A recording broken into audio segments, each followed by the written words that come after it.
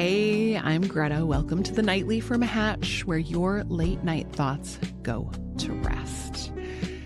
Today, we are going to talk about books, which, as you probably already know, is one of my most favorite topics. And we talk a little bit also about e-readers, which some people love. They're not for everybody. I totally get that.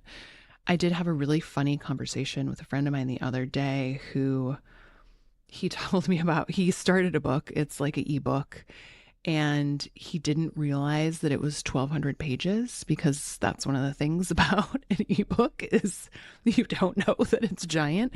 And so he described, like, I don't know, finishing a section or something and being like, I wonder how far into this I am. And like tapping on the bottom of the screen and then seeing, I don't even know, like 10% or something. And he was like, oh, I fear I have overcommitted.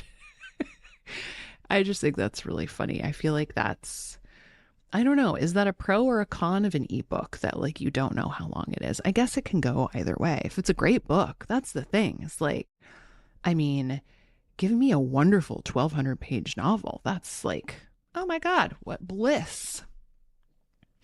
If you want to come on the show to talk about anything that is on your mind, like very short books or very long books, or something that's entirely not bookish at all, you can email us or send a voice memo to thenightly@hatch.co, or text us or leave a voicemail 904-NIGHTLY. That is 904-644-4859.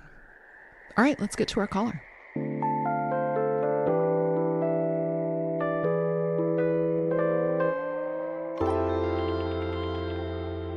Paul, hey. Hi. How are you?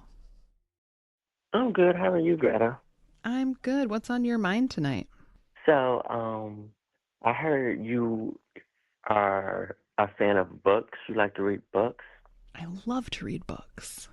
Okay, so wait. On topic of, I was listening to yesterday's episode, and I believe y'all were talking about like memory. I wanted to say like, remember, I feel like memory is like very like selective. Like Mm-hmm. you choose to remember what you want to remember. Because I know um, sometimes I remember my dreams, and sometimes I don't. And Mm-hmm. I feel like a person like you dream like very frequently, but you only remember some of them and not all of them. Totally. Does it ever happen to you where you have a dream that's so vivid that you wake up and you're like mad at somebody and you have to keep reminding yourself through the day that it was just a dream? Yes, literally, I'll be feeling the emotions of the dream. Then I wake up like, oh, I have to remind myself it's not real. It's not real. Don't be upset. I'd be feeling the emotions of the dream like as if it was real. Oh my gosh, isn't that the funniest thing? Okay, so what I was talking about, I don't know if you heard of Verity. I think that's the Colleen Hoover book. Mm. I finished reading that earlier this year, and they're going to make that into a film that's coming out, I think it was this October, and it's going to have Anne Hathaway in it. So I'm very excited for that. Amazing. She's busy these days, huh? She's been in a lot of films coming up. Then she has this one coming out at the end of this month, I believe, called End of Oak Street. So she's booked and busy, just doing her thing. Wow. That's amazing. But Colleen Hoover has also been busy because she had that other, what was that one called? The End of Us or something? Reminders of him. I read that Yeah. earlier this year. That was really good, the book. Hmm. But what I heard about the movie, they said I think they didn't really like the movie compared to the book. So I've seen it. They put it on streaming, and I haven't watched it yet because, I feel like once I've read the book, I don't want to be disappointed by like the film adaptation. So I'm like, I don't know if I Yeah. want to watch it. Yeah. I hear you. I feel like I'm a person who is usually disappointed by a film adaptation too. Do you feel that way also? Yes, because I feel like I know that sometimes like the books they have a lot of detail, and they kind of cram it all into a certain amount of time on the TV screen, so they miss out on a lot of details. Totally. So what other kind of books do you like to read? So I'm a person, I like all different type of genres of books, Mm, like literally anyone you can think of. Um, I read like memoirs too. mm, I like The Vampire Lestat, a whole lot of stuff. I cool. have recently got back into reading like at the end of last year, and now I kind of got my whole book collection going. I just recently like start reading some books by Karen Slaughter, and she's really good. Oh yeah. So it sounds like you do kind of like the like thrillers and mysteries, huh? Yes. I know I had read the Hunger Games series for the first time this year. Like I've seen the movies multiple times, but this was my first time actually reading the books. Oh, that's cool. I heard the new one is really good. Yes. So I think that one is not going to come out yet. That's the one with the mentor that mentors him. I can't remember his name right now, but that's going to be about him. It's going to focus on his Mm, life. that's very cool. How many books would you say you've read this year? It sounds like you're flying through them. So like I've read about 15, but most of them they're like really lengthy. So sometimes it'll take me like a whole month to finish one book because I don't want to like read through it and just not remember what I've been reading. So it takes me a little bit. Yes. Yes. Do you have a favorite that you've read so far this year?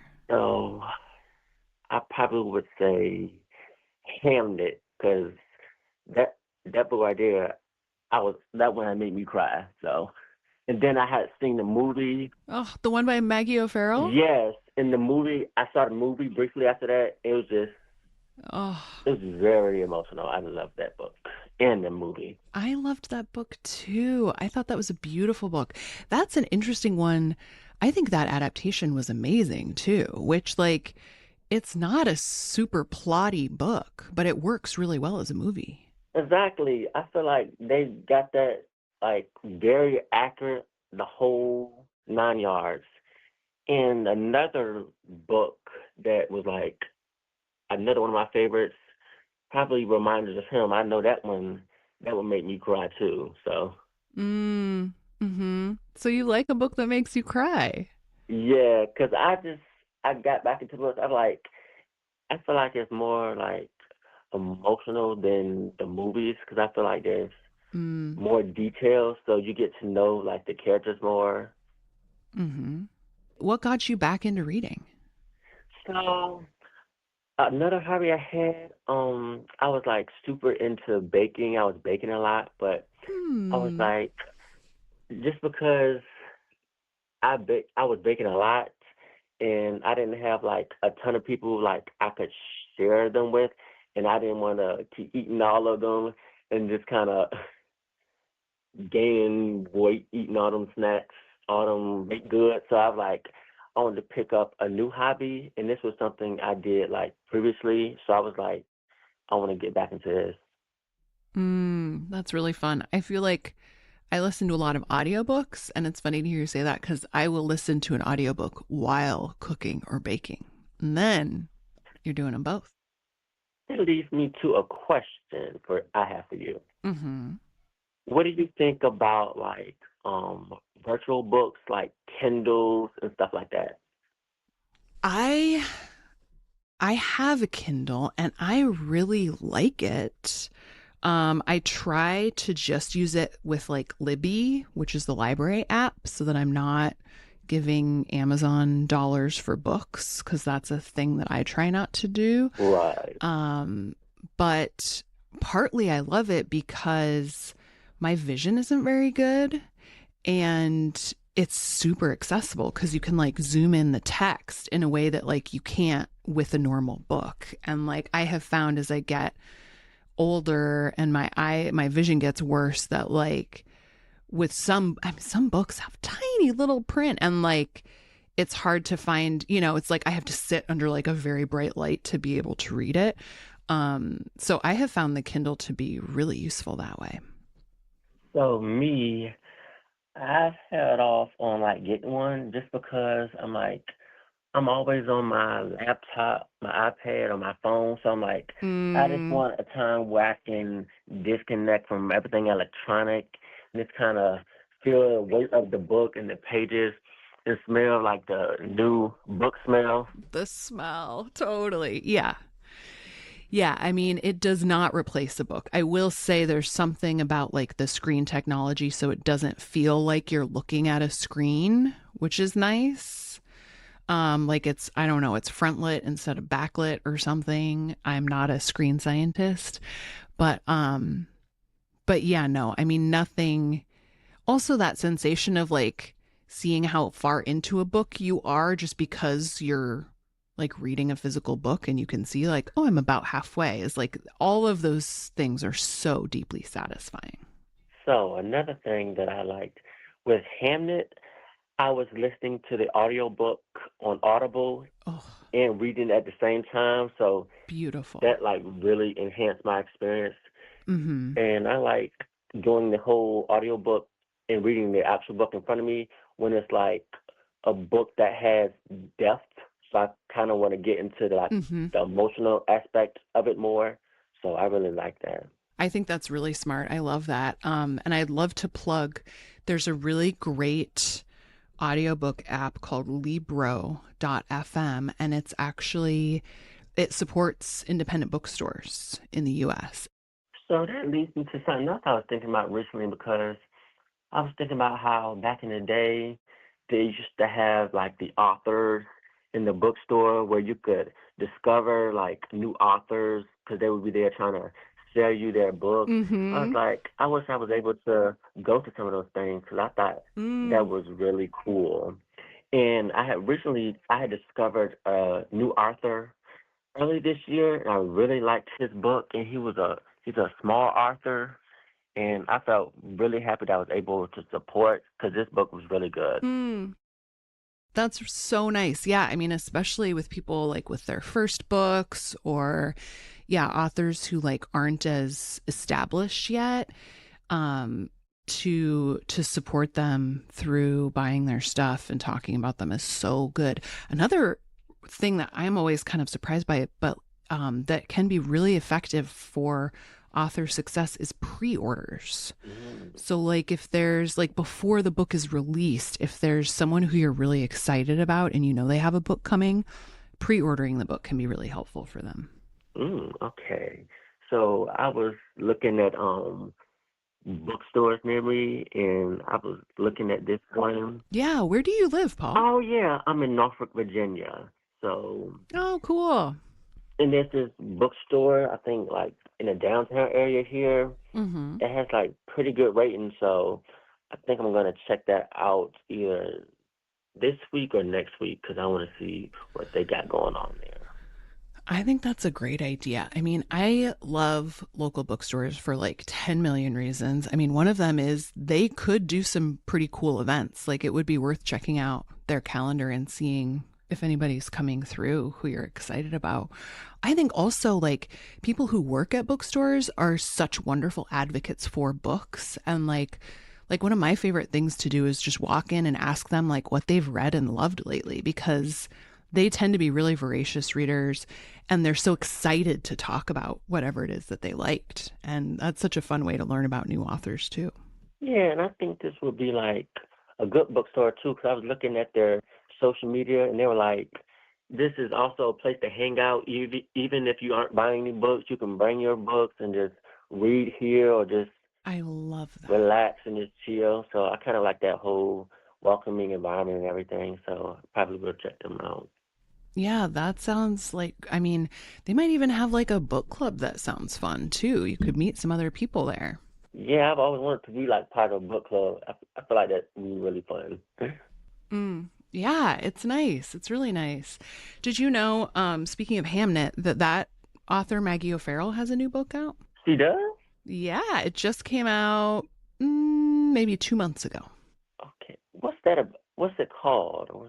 It's called Land, and it's kind of about the potato famine, which You know, I have a friend who's like, aren't all Maggie O'Farrell's books really depressing? And I mean, you read Hamnet, so like, yes, but also I feel like there's a beauty to it that makes it okay. You know what I mean? Exactly, yeah. I really like Hamlet. Speaking of Hamlet, it's like how each parent was like dealing with their grief, and she thought Mm, he was like just not caring about the whole situation, but he was coming up with his own way to like deal with like the loss of his hmm. son.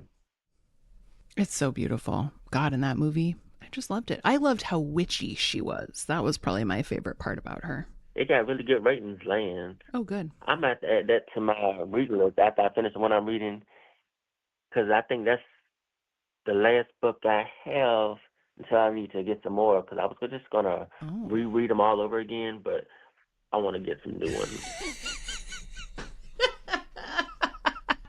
Oh, I love how voracious you are. It's really When cool. I was younger, when I was in school and stuff, I was like the biggest, like big bookworm. And then I got older and stuff, Hmm. and then they had came out with all these electronics and stuff, and I just got Mm-hmm. more into electronics, being all on this electronic stuff and virtual stuff. So it's just nice to like kind of come back to my roots and with the physical media. I think it's really nice.